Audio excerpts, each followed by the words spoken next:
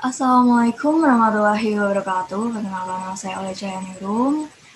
Jadi pada video kali ini saya akan menjelaskan sedikit tentang laporan arus kas. Teman-teman di rumah udah tahu belum laporan arus kas itu apa? Jadi laporan arus kas adalah laporan yang digunakan untuk menyajikan informasi tentang perubahan arus kas dan setara kas entitas selama satu periode. Laporan arus kas sendiri digunakan bagi investor, kreditor, dan pengguna lain laporan keuangan untuk mengevaluasi kemampuan entitas dalam menghasilkan kas dan setara kas, waktu dan kapasitas dalam menghasilkannya, kemudian mengevaluasi struktur keuangan entitas, kemudian memahami pos yang menjadi selisih antara laba rugi periode berjalan dengan arus kas, dan yang terakhir adalah membandingkan kinerja operasi antar entitas yang berbeda. Laporan arus kas sendiri dibagi menjadi 3, yaitu aktivitas operasi, aktivitas investasi, dan aktivitas pendanaan. Aktivitas operasi adalah aktivitas penghasil utama pendapatan entitas, dan aktivitas lain yang bukan merupakan aktivitas investasi dan pendanaan. Aktivitas investasi adalah aktivitas berupa perolehan dan pelepasan aset jangka panjang serta investasi lain yang tidak termasuk setara kas. Dan yang terakhir adalah aktivitas pendanaan. Adalah aktivitas yang mengakibatkan perubahan dalam jumlah serta komposisi kontribusi modal dan pinjaman entitas. Contoh dari aktivitas operasi adalah arus kas masuk dari penjualan barang dan jasa, penerimaan royalti atau komisi, pendapatan bunga, dan dividen yang diterima. Kemudian ada juga arus kas keluar untuk pembayaran pemasok, pegawai, pajak, dan bunga pinjaman.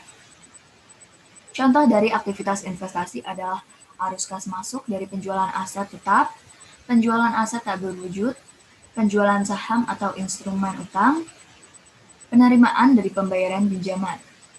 Kemudian ada arus kas keluar untuk pembelian aset tetap, pembelian aset tak berwujud, pembelian investasi saham, dan pengeluaran untuk pemberian pinjaman. Pada aktivitas pendanaan, contohnya adalah arus kas masuk dari menerbitkan saham, menerbitkan instrumen utang, arus kas keluar untuk membeli kembali saham, membayar hutang atau pinjaman, dan membayar dividen. Pada penyusunan laporan arus kas sendiri dibagi menjadi 2 metode, yaitu metode langsung dan metode tidak langsung. Pada metode langsung yang menyajikan kelompok utama penerima kas bruto dan pembayaran kas bruto. Pada metode tidak langsung dimulai dengan laba rugi periode berjalan dan menyesuaikan laba rugi tersebut dengan transaksi non-kas, akrual, dan tangguhan dari pos yang penghasilan atau pengeluaran dalam aktivitas investasi dan pendanaan. Sekian penjelasan tentang laporan arus kas. Kemudian kita akan membahas soal tentang kas kecil dengan metode interest.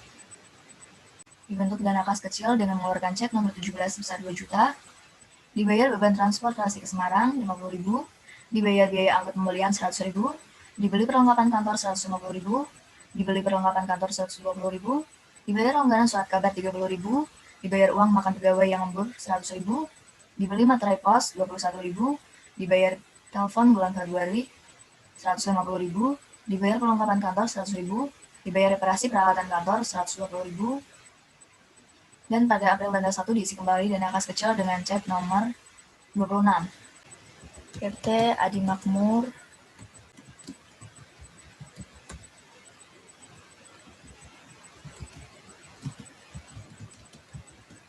Jadi kita akan mengerjakan dengan menggunakan metode impress.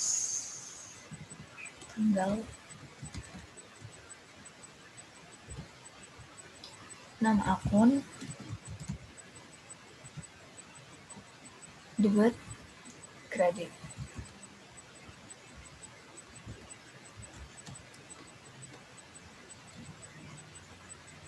Pada tanggal 1 Maret itu ada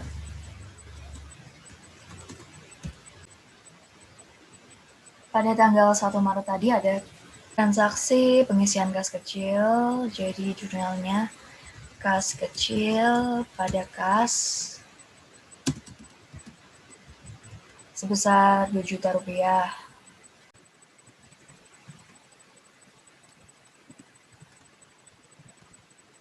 Jadi kalau menggunakan metode impres itu bukan waktu ada pengeluaran kita langsung jurnal.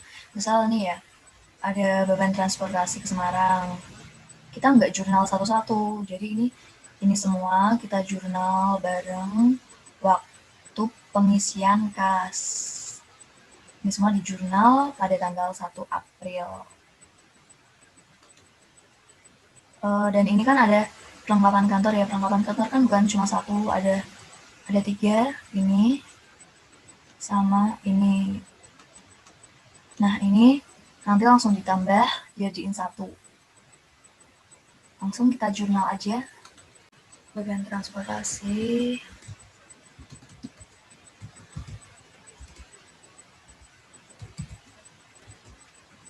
Beban transportasi itu tadi berapa ya? 50.000.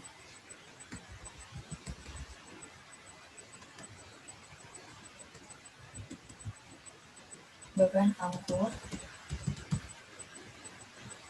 100.000.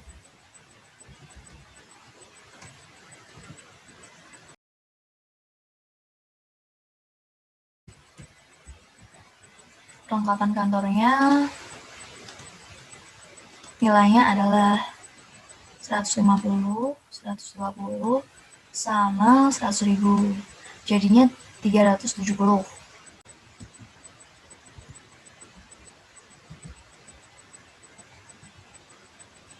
Beban surat kabar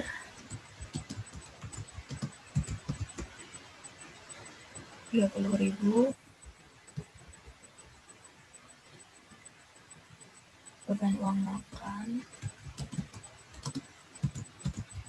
100.000. Beban materai kos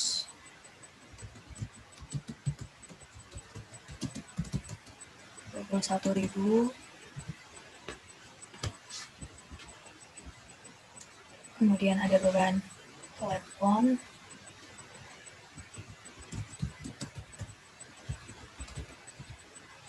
150.000.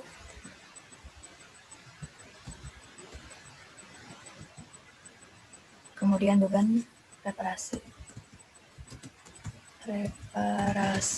peralatan itu 120.000.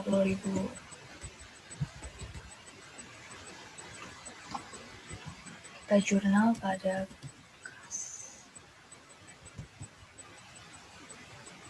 sebesar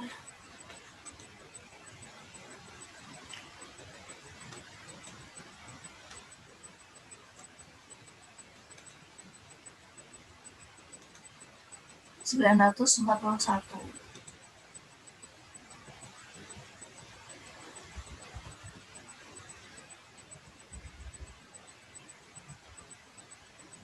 Salah ya tadi.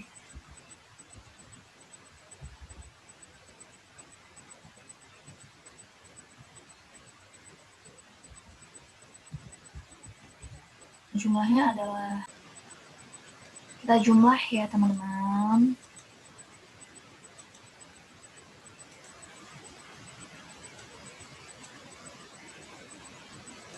Kita rapihin sedikit, tabel-tabelnya ini nggak rapi banget ini.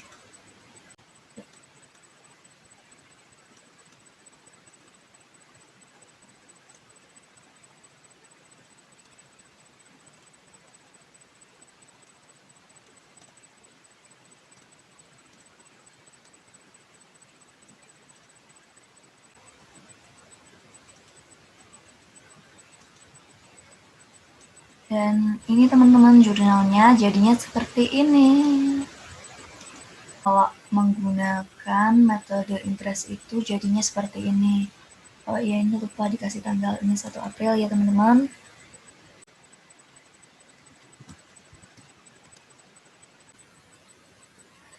Akhir kata, wassalamualaikum warahmatullahi wabarakatuh.